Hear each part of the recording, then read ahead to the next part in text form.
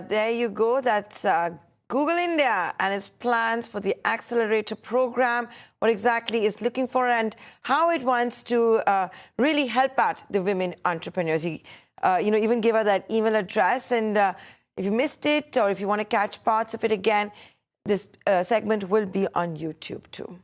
While we're talking about our Google segment, we're going to put the spotlight on the women entrepreneur and their journey so far with Google. Here's Rahul Dhyama having a chop pile of sorts with these women entrepreneurs. Well, yes, I'm here at the Google Launchpad for women entrepreneurs, and I decided to sort of sit down with women entrepreneurs, women in tech, sort of out there solving challenges, building their own startups, their businesses, to understand where have we really come as far as the narrative around women entrepreneurs is concerned. There is, of course, a poor representation of women in the workforce. Is that the case in tech? Why don't we talk about it often? To decode all of that, I have with me women entrepreneurs, mind you, from across the country. They're not only here from India. Thank you all so much for taking out the time and joining us on ET Now. Firstly, tell us, what has your broad takeaway really been from the Google program so far, and how has it sort of helped you in your journey? Sure. So I'm Khushboo Aggarwal. I represent the startup called Zyla Health. We are based out of Gurgaon. I think technology is going to play a big role in the way the world is shaping up, solving India's problems ground up. And we've taken the approach to solve this for healthcare, specifically for chronic patients who are dealing a difficult life at home, trying to beat the stress of their disease, or not being able to control their blood sugar or BP levels, for example, and ending up with complications. I would say a platform like this is really, really helpful for women who have taken the larger role of handling family alongside work and really, leading a team. And it helps us connect with the right individuals and seek the mentorship that we require to really go and succeed in what we've set out for. Got it. Coming to you, she touched upon a crucial point of the need for networking, right? There are not many opportunities to be networking. Of course, there are events, there are groups that you can reach out. But for women entrepreneurs who are sort of battling with the same journey, the same issues, it's interesting to have that networking effect really. Yes, hi, I'm Mansi. I am from MindChamp. My company is more about teaching computer coding to kids, and good that you brought up this topic, because ours is a women-only company. So networking is something that we really look forward to. We actually look forward to every day. So given Google Launchpad, Google as such is a huge platform for anybody.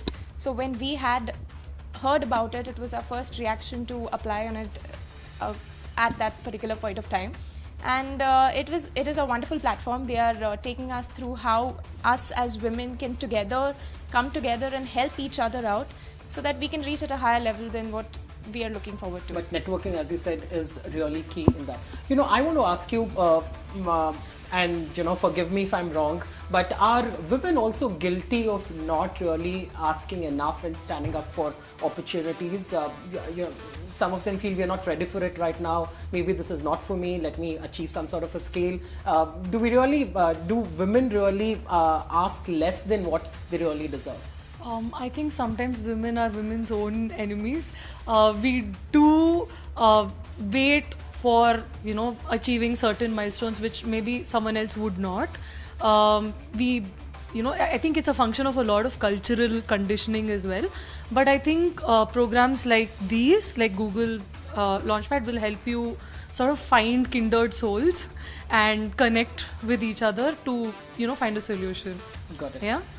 Tech itself, we're discussing representation of women in tech. We don't talk about it a lot more often. While it may be in a percentage terms a lot, it's still a man's world, so to say. But is it important that there are changes that are really panning out? I know you'd want to add also that a lot more women are now sort of taking up interesting, challenging roles as far as technology is concerned.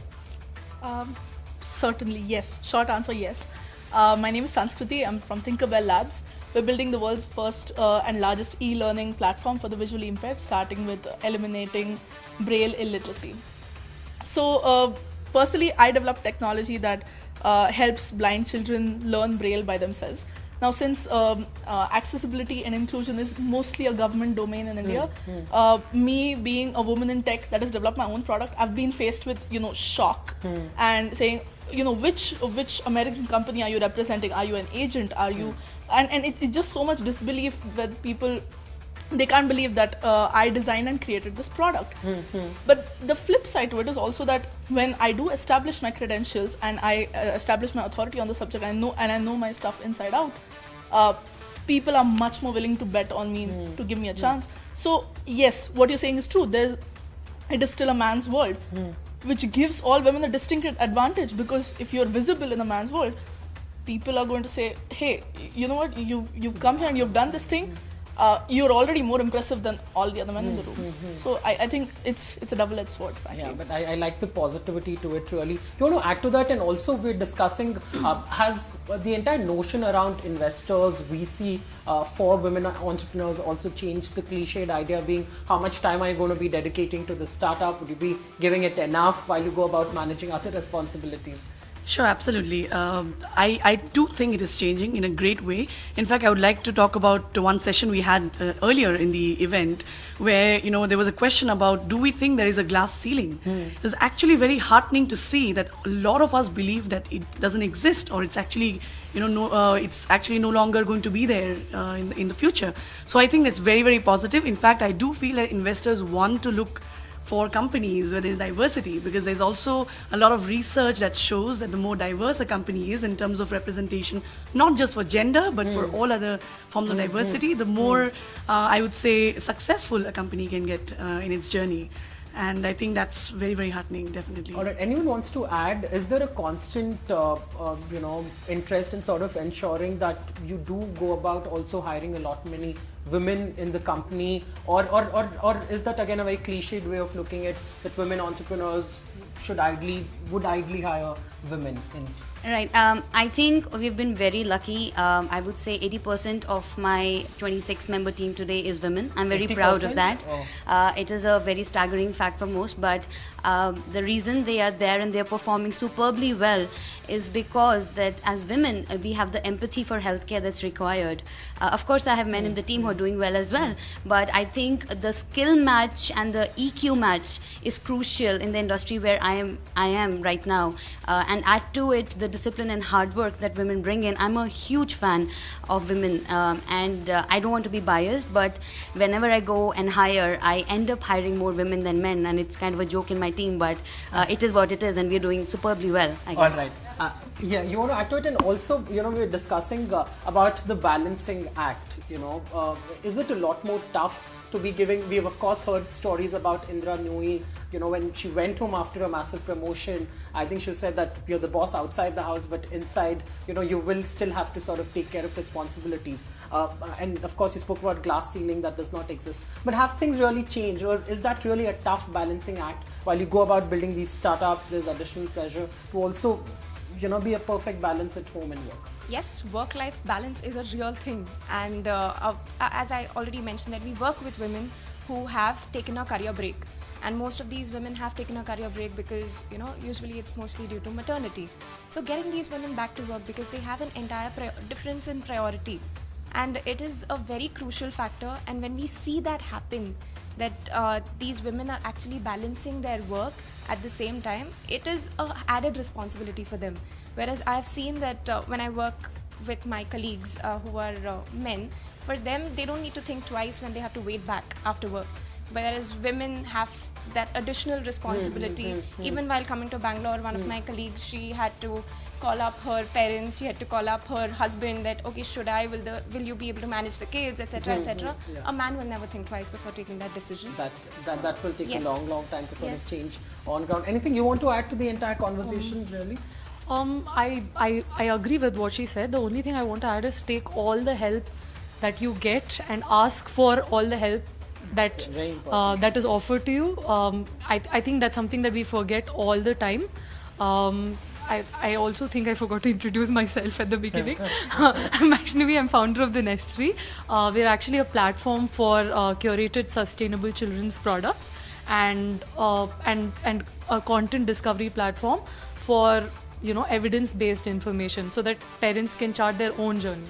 Yeah, so Interesting. I'm that's glad you sort of pitched in at the right time. But tell me something. What message would you want to give to women out there in colleges who want to start, who want to be entrepreneurs from your journey? Is that a very important factor? When I meet women entrepreneurs, it's about let's keep the guilt away. I think it's guilt that sort of takes half of the focus. Wow, that's a very special question to me because I started my company right out of college. So I will say to women that are still in colleges, this is the best time to start a company because it's when you're not as clouded with society's expectation of you as a woman. You're more a student than anything else, and there's infinite opportunity, and you can chart your own course with respect to even work-life balance. How much of that you want to take on at what stage? Personally, I would say college is really an amazing time. Few women in technology who have been mentored by none other than Google.